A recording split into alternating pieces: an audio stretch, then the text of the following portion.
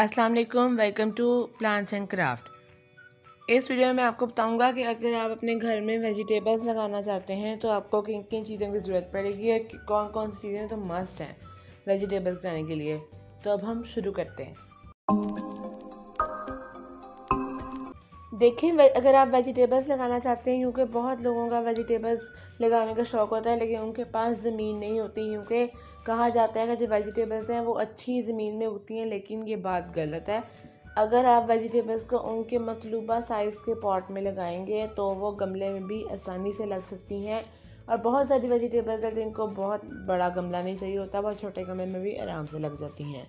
तो मैं आपको आने वाली वीडियोस में बताऊंगा वेजिटेबल्स की लिस्ट, लेकिन उससे पहले मैं आपको एक चीज़ बताऊं सीडलिंग सीजन्स के बारे में कि सीडलिंग सीज़न जो होते हैं वो कब कब होते हैं, कब कब हम बीज लगा सकते हैं पौधों में। क्योंकि जो गार्डनर्स होते हैं या जो जिनको गार्डनिंग का शौक़ होता है उनके लिए बड़ी इम्पोर्टेंट सीजन्स होते हैं जिनमें हम बीज लगा सकते हैं, क्योंकि उन्हीं से फिर हमारे जो पौधे हैं वो आगे चलने होते हैं। जो बाकी हम सीजनल प्लांट्स लगाते हैं वो उन्हीं सीज़न में लगाने होते हैं। तो सीड लगाने के दो सीज़न होते हैं, एक होता है बहार का और एक होता है ख़ज़ां का। बहार का यानी फरवरी और मार्च में, और ख़ज़ां का यानी सितंबर और अक्टूबर में। इन दोनों सीजन्स में आप सीड लगा सकते हैं। सितंबर अक्टूबर में आप सर्दी वाले प्लांट्स की सीड लगाएं, और जो फरवरी और मार्च है यानी बहार के दिन है उनके अंदर आप गर्मियों के प्लांट की सीड लगाएं।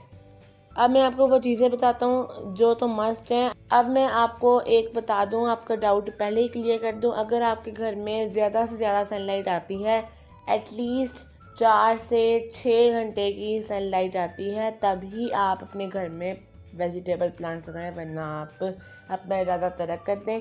अगर आपके घर में 2 घंटे की धूप आती है तब आप चाहें तो आप जैसे लीफी वेजिटेबल्स होती हैं, जैसे मेथी हो गई, पुदीना हो गया या धनिया हो गया। पुदीना वैसे गर्मियों की वेजिटेबल है, या फिर वो पालक हो गई, ये चीज़ें आप लगा सकते हैं, लीफी वेजिटेबल्स लगा सकते हैं, लेकिन उनकी भी थोड़ी सी ग्रोथ स्लो होगी। लेकिन अगर इनडायरेक्ट धूप आएगी तो फिर प्रॉब्लम हो सकती है। और सनलाइट हो गई, क्या कि सनलाइट मस्ट है। और पानी भी आपको कंसिस्टेंट रह के देना पड़ेगा, यानी जब मिट्टी सूखेगी आपको तब पानी देना होगा। अगर आप मिट्टी सूखने से पहले पानी दे देंगे तो वो पौधे गल जाएंगे। आपको एक लिमिट में जाकर पानी देना होगा, यानी पानी देने की आपको समझ बूझ होनी चाहिए कि हमने पौधों को कितना पानी देना होता है। अब फर्टिलाइज़र आपके पास अच्छी मिकदार में मौजूद होना चाहिए, क्योंकि वेजिटेबल प्लांट्स को ज़्यादा फर्टिलाइज़र चाहिए होता है, क्योंकि उन्होंने फ्रूट देना होता है। तो फ्रूट का साइज़ बड़ा करने के लिए हमें फर्टिलाइज़र ज़्यादा से ज़्यादा प्रोवाइड करना पड़ता है, ताकि उनकी जो ग्रोथ है वो अच्छी हो और उनका फ्रूट अच्छा लगे। तो इसलिए आपके पास फर्टिलाइज़र भी ज़्यादा से ज़्यादा होने चाहिए।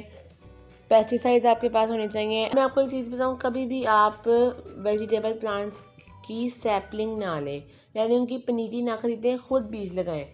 अगर आपको कंफर्म्ड है कि ये अच्छे क्वालिटी के जो पौधे हैं और अच्छी क्वालिटी के इनके सीड्स थे और अच्छे तरीके से इनको ग्रो किया गया है, और जो इनमें जो फ्रूटिंग है उनका रेट अच्छा है, तो फिर ही आप सैपलिंग बाई करें, वरना आप सीड लगाएं। क्योंकि सीड लगाने का ये होता है कि आपको पता होता है सीड अच्छी क्वालिटी के हैं, और अच्छी क्वालिटी के ही आप सीड खरीदें। बहुत जो बिल्कुल लोकल क्वालिटी के होते हैं वो आप ना खरीदें, अच्छी क्वालिटी वाले आप सीड्स खरीदें और फिर उनको आप लगाएं। उनके लिए अच्छी सी पॉटिंग सॉइल तैयार करें, और उसके अंदर आप कोकोपीट शामिल करें, आप उसके अंदर सॉइल डालें, उसके अंदर आप लीव कंपोस्ट डालें। ऐसी चीज़ें डाल के आप अच्छी सी रिच सॉइल बनाएं जिसके अंदर आप बीज लगाएं। और फिर जब आप उस बीज को कवर करें तो ज़रा आराम से कवर करें कि जो बीज है बहुत ज़्यादा दब ना जाए, वरना उसे गलने के चांसेस होते हैं। और बहुत हार्ड जो ऊपर वाला मटेरियल है वो ना हो, ज़रा सॉफ्ट मटेरियल हो, फिर ही वो आराम से ग्रो होंगे।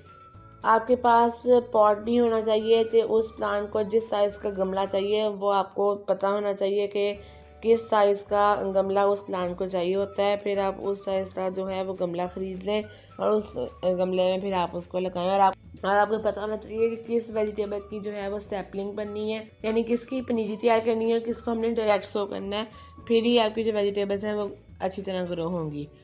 सो आई होप आपको समझ आ गई होगी कि अगर हम घर में वेजिटेबल्स लगाना चाहते हैं तो हमने किस तरह लगानी है। तो अब मिलूँगा आपसे नेक्स्ट वीडियो में, तब तक के लिए अल्लाह हाफिज़।